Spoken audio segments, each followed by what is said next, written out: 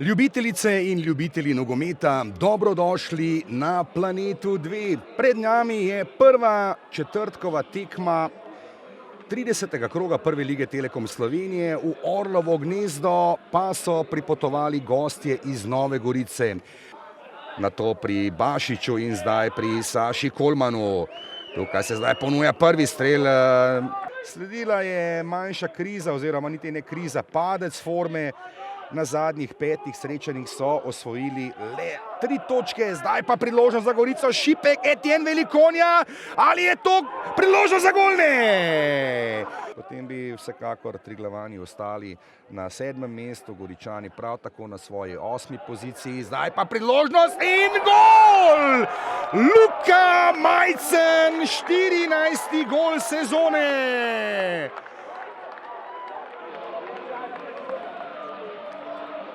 Kapetan pa ob eni in edini pravi priložnosti, oziroma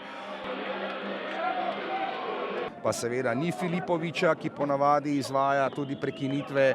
No, zdaj skok Grudine! Živi zid Orlov je že pripravljen, Velikonja z direktnim strelom. Ja, to je bil sicer dobro namerjen strel.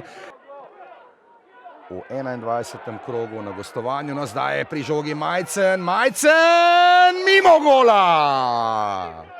Res lepa priložnost, torej zdaj v 60. minuti za Orle. Marinič in tam je zdaj splavala po vodi, pa priložnost Grudine pred vrati Curanoviča. Ja, ko sem že razlagal, proti komu pogledujejo v drugoligaški konkurenci, zdaj pa akcija Velikonja in brez gola za izenačenje. Česem, tam je Tijanič, Kolinc proti golu, Curanovič brani. Kaj kmalu bomo videli, koliko bo sodnikovega dodatka v Kranju. Znova pritisk Gorice, Velikonja in mimo gola!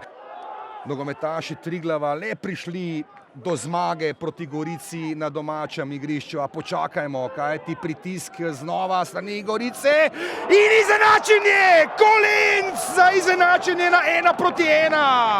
Kakšno veselje zdaj v Orlovem gnezdu, kaj so zdaj sinje modri ušpičili Gorencem.